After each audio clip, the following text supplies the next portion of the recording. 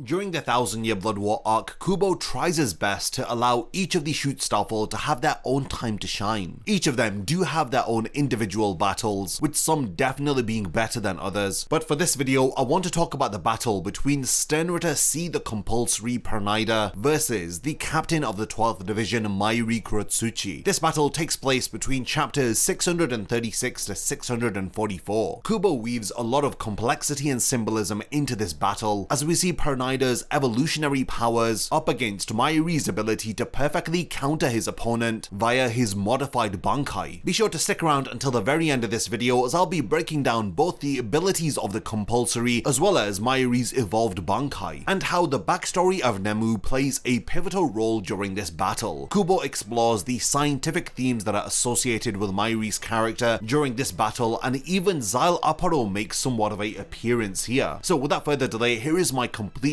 breakdown and analysis of Mayuri vs Pernida.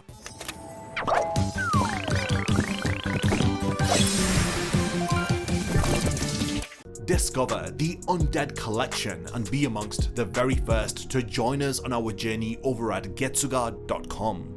One of the key details about Pernida is that he is in fact the left arm of the Soul King who governs over progress. Pernida is the counterpart to Mimihagi, who is the right hand of the Soul King, and contrastingly Mimihagi governs over stillness. Because Pernida originates from the Soul King, his abilities are not granted to him by Yhwach. In chapter 656, Askin gives us some exposition about the Schutzstaffel, as he states that Pernida and Gerard were the only Quincy who were never granted powers by Yhwach. They have always had their own powers before they had met Yhwach. Pernida is referred to as Sternritter C for the Compulsory. A compulsion is defined as an irresistible urge to act. Pernida's abilities are connected to nerves, so he is able to extend nerves from his body without injury, and he uses them to invade the bodies of his opponents. The signals from his nerves appear to override those of the main body of his host, causing his target's limbs to twist and contort to his will. Pernida generally uses his ability to grind people into paste by having them twist themselves to death. In chapter 619, Pernida appears behind Yoriichi. In a gruesome display of his power, he twists her arm into a bloody pulp. In chapter 600, Pernida cleans up the body of Senjumaru after she is shot in the head by Lil. He does so by twisting and contorting her into a ball. Leading up to Pernida's battle against Mayuri, he displays very little personality. Also, in a bizarre twist, we learn that the other Schutzstaffel are able to understand what he says.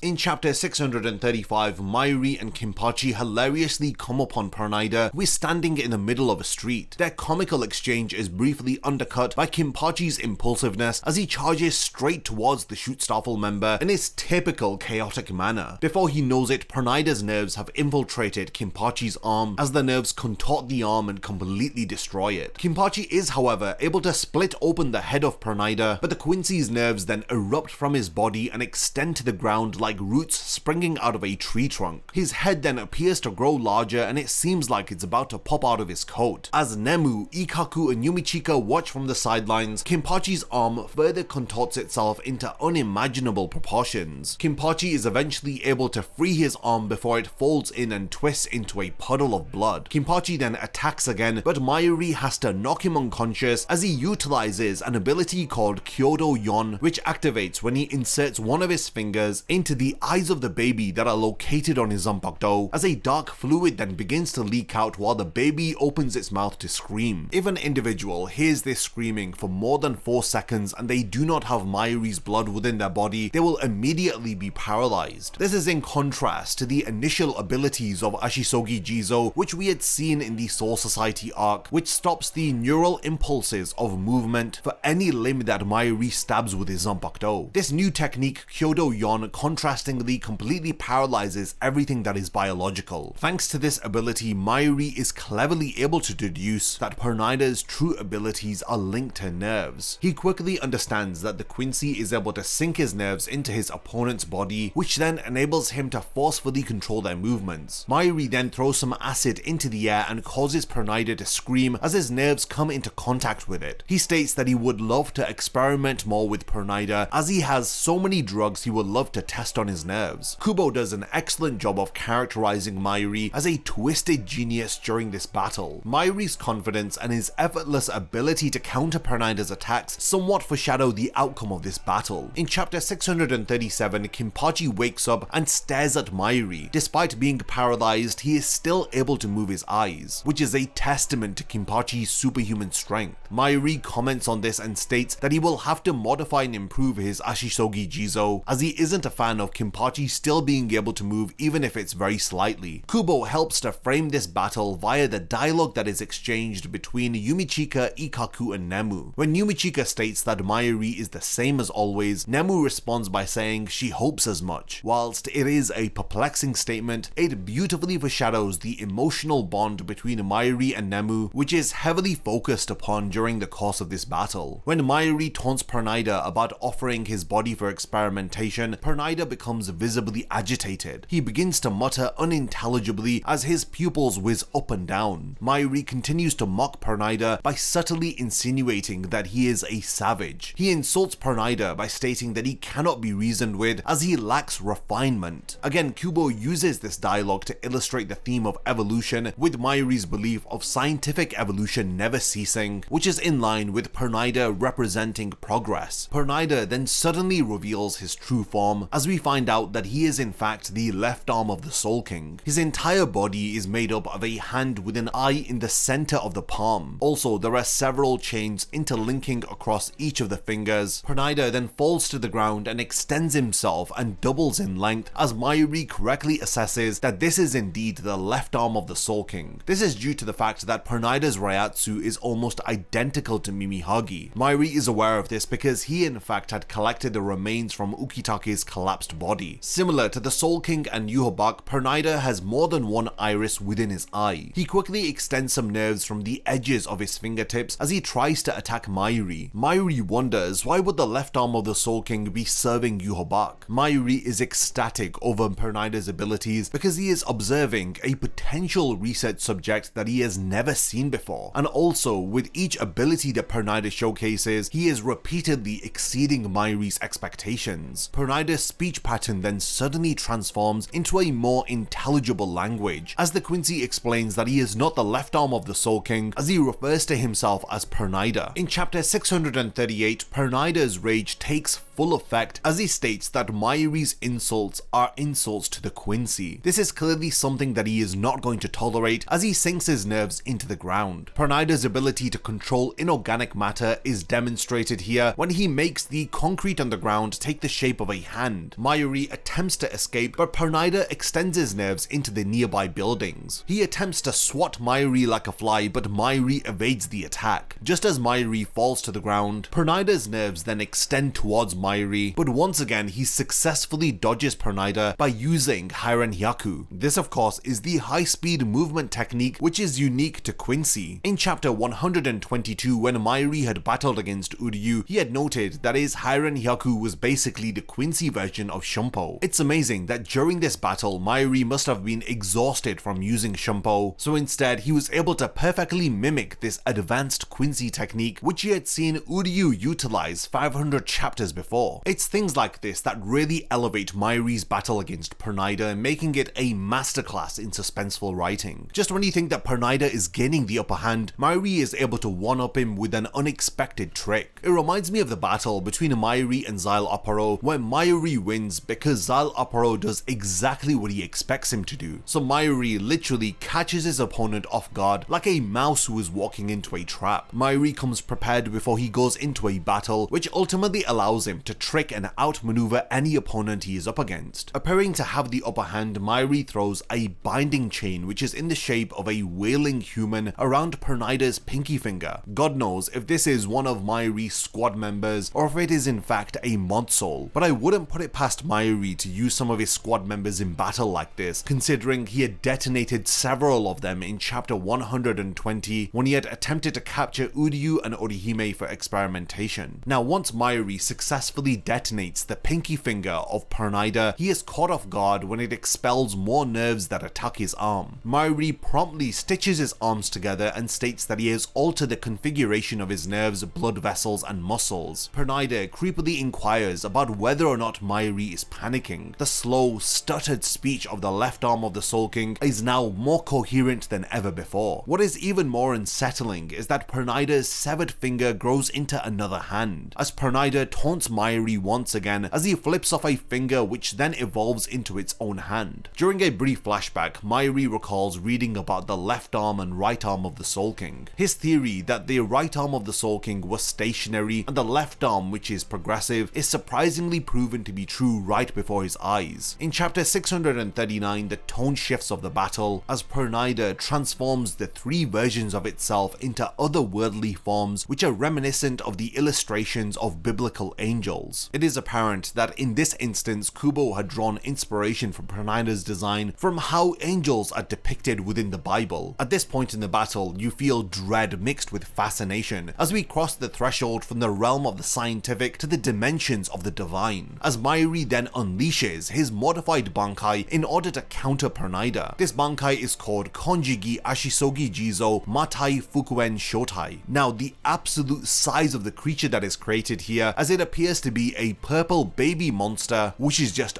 utterly horrifying. Within the manga, it is so surreal to see Mayuri juxtaposed against this being, and not only is this purple baby oversized, it wears nothing but a golden loincloth and a golden fabric that barely covers its chest. What surprises me is the thick umbilical cord that supports the weight of this creature. The baby-like monster also has a misshapen head with completely white eyes. Its head is decorated with two branches of a balancing scale, which are each holding up large boxes, and its belly has a large vertical gash within the center with the kanji for the word conceal written across its stomach. As opposed to making his opponents breathe in poisonous gas, this modified Bankai is able to essentially give birth to newer versions of Konjigi Ashisogi Jizo with information and data that Mayuri sends to this purple baby. This effectively allows him to counter specific abilities of whoever Mayuri is going up against. The modified Bankai then gushes open as we witness a version of Konjigi Ashisogi Jizo which has nerves all over the surface of its body. Now, this understandably causes it intense pain, as any sensation that comes into contact with the surface of his body will cause it excruciating pain. Pernida shoots its nerves at Konjigi Ashisogi Jizo, prompting Mayuri to reveal that the nerves that are located on the surface of his Bankai are divided into 70,000 layers. In other words, Pernida driving its nerves into Konjigi Ashisogi Jizo will only cause the surface layer to peel off, while his Bankai then proceeds to consume Pernida. Mayuri notices that Pernida has not resisted, and the only way for Pernida to escape is if it were to drive its nerves in 70,000 times before it is devoured whole by his Bankai. Chapter 640 reveals to us the backstory of Nemu. As the lieutenant of Mayuri, the story behind Nemu has always been shrouded in mystery. We know that she is an obedient underling who follows every command of Mayuri's with no objection throughout the entirety of the story. Many readers wouldn't have thought that she was able to make decisions on her own. In this chapter, we get to see how the relationship between Nemu and Mayuri grows as they prove to have some sort of a camaraderie, as opposed to Mayuri being abusive towards his lieutenant. So at the start of the chapter, Mayuri's celebrations are cut short when out of nowhere Pernida fires a holy arrow out of his Bankai's stomach. The Quincy emerges from the remains of Konjigi Ashisogi Jizo as it appears to be laughing as it asks Mayuri if it is imitating his laugh well enough. Pernida then summons a Quincy bow between its fingers as it states that Mayuri had forgotten that he was a Quincy, but Mayuri states that he never had thought that the left arm of the Soul King would embarrassingly refer to himself as a Quincy. Pernida notes how annoying Mayuri's insults are as Mayuri realizes that Pernida is beginning to speak more and more eloquently as he comes to the realization that the vocabulary of Pernida has been growing since the beginning beginning of their fight. This leads Mayuri to speculate whether if Pernida is regaining his memories as the Soul King, or if instead he is evolving for some strange reason. The Sternritter then fires multiple arrows at Mayuri, who dodges them, as Mayuri notices that Pernida's nerves are connected to the arrows. One of the arrows makes contact with Mayuri's left arm, as Mayuri immediately blows it off with a small explosion in order to protect himself from harm. Pernida's nerves that are located on the ground redirect the arrow towards Mayuri's back, but Nemu intervenes. Mayuri is irritated by her as he states that he did not order her to do anything, but Nemu explains to him that she is his shield in battle. Mayuri then refers to Nemu by her full name, Nemuri Nanago. This is a callback to a manga panel at the beginning of the chapter. Mayuri states that it would be too difficult for him to raise the next Nemu to be like her, before he tells her not to die unless he orders her to. At the beginning of chapter 641, Nemu hands over to Mayuri a flesh regeneration supplement. Mayuri ends up growing a new arm, as he notes that Nemu must have known from the very beginning that he had forgotten to bring this flesh regeneration supplement with him. With both of their bodies now healed, they turn towards Pernida to continue the battle. Mayuri tells Nemu that he's going to be spreading a super concentrated anesthetic around the area. This will render Pernida's arrows and even himself to be unable to move. Mayuri orders Nemu to find one of Pernida's arrows and to inject the nerve freezing agent into it. Hopefully the agent will spread along Pernida's nerves and will eventually reach the host's body and paralyze his organs. Mayuri goes on to explain how Pernida's major organs will be affected. Mayuri is certain that his nerve freezing agent will work because he has confirmed that Pernida has blood flowing within its body. He then orders Nemu to inject the drug into one of the fallen arrows faster than Pernida can withdraw its nerves from the arrow. Once Pernida tries to detract a nerve from the fallen arrow, it quickly becomes infected with Mayuri's drug. Pernida's hand extensions all begin to stiffen from the frozen blood within, and just as Mayuri is about to deliver the final blow, Pernida cuts off its own finger. It taunts Mayuri in a speech pattern which is eerily similar to Kinpachi's. Mayuri then understands that Pernida is evolving by absorbing all of the information from the things that it connects its nerves to. Things take a turn for the worst as Mayuri realizes that Pernida will probably be able to match Nemu's reaction speed. The unthinkable then happens when Pernida evolves to the extent that it can mimic Mayuri's modified Bankai Konjigi Ashisogi Jizo Matai Fukuen Shotai. Nemu then takes action as she jumps right into the midst of the battle, and we then cut to a flashback which reveals her as a child. During this flashback, Nemu is asking Akon why Mayuri does not refer to her by her name Nemuri number 7. This is where we get the reveal that Nemu was in fact a product of a wide-scale experiment called the Nemuri Artificial Souls Project. In the beginning, it was one failure after another. The first attempt to create life resulted in a brain being developed. As subsequent technologies were implemented,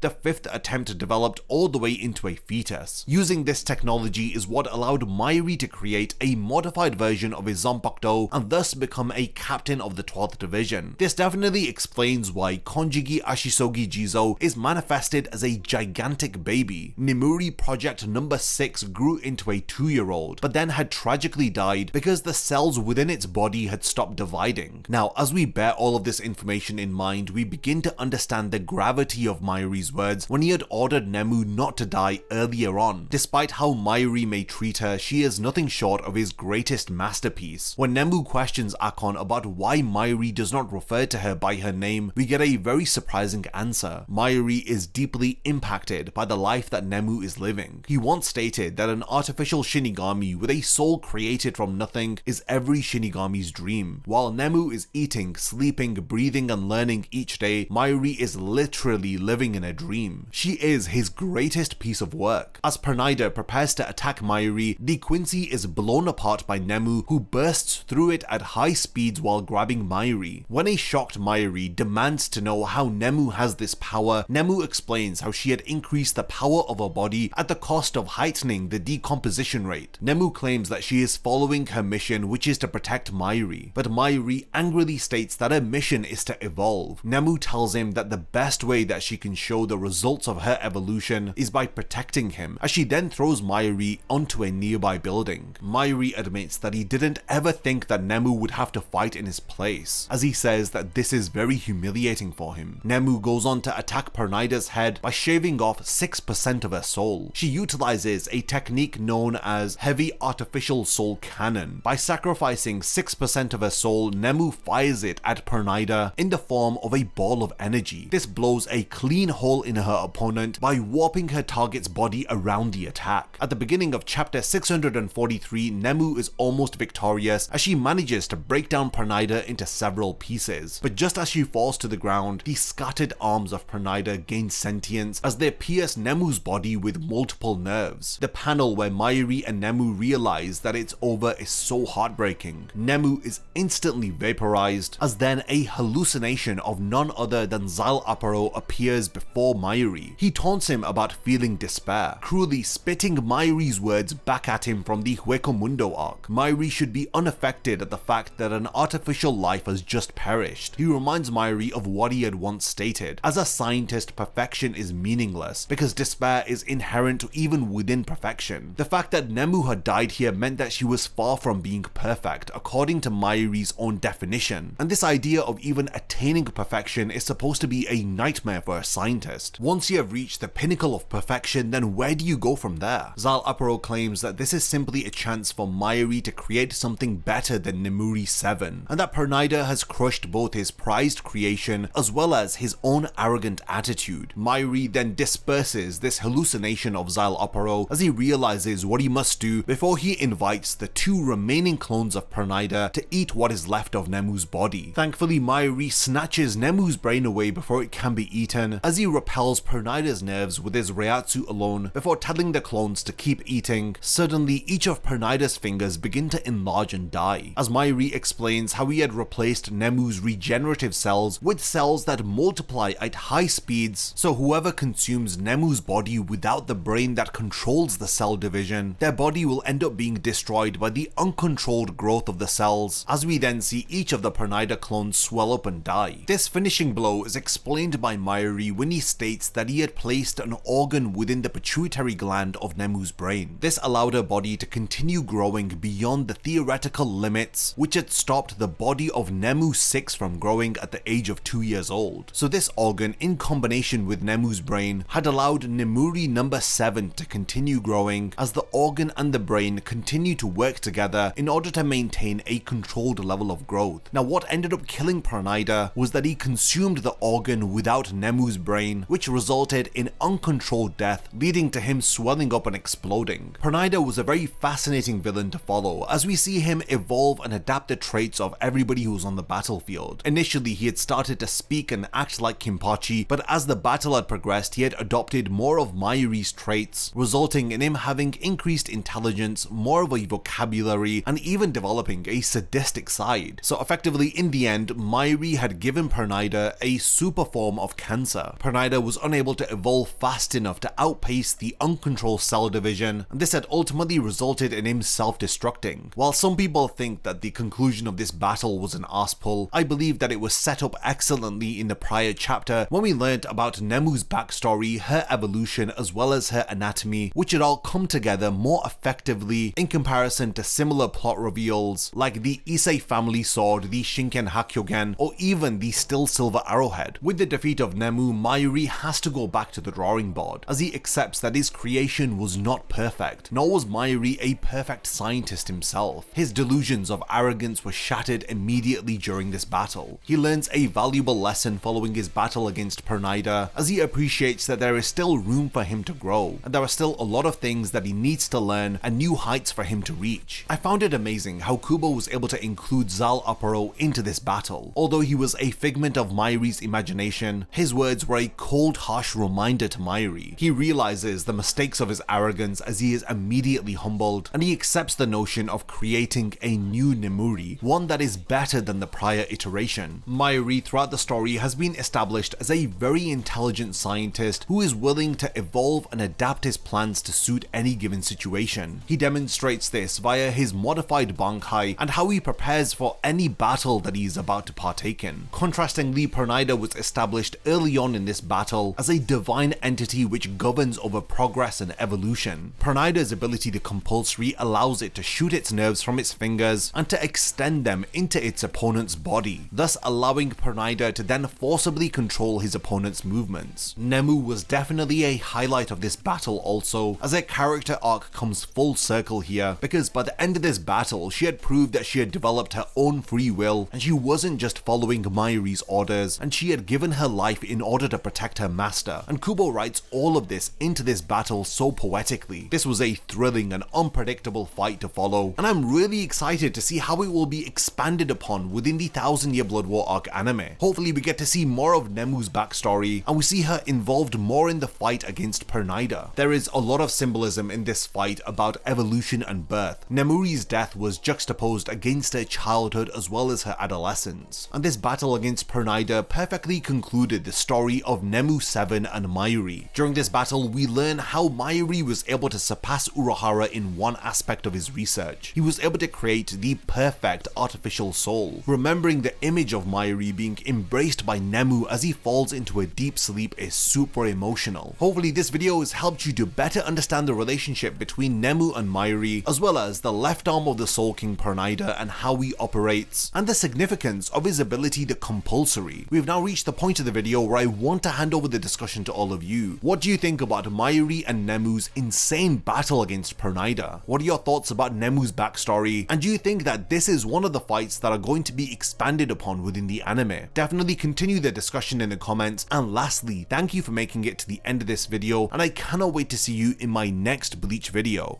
A massive thank you goes out to all of my amazing Patreon supporters for helping to make this video possible. If you also want to support the channel and see your name in the end of my videos, then check out my Patreon, which has loads of perks like early video access and so much more. Thank you for sticking around till the end of the video, and whatever you contribute will mean a lot to me.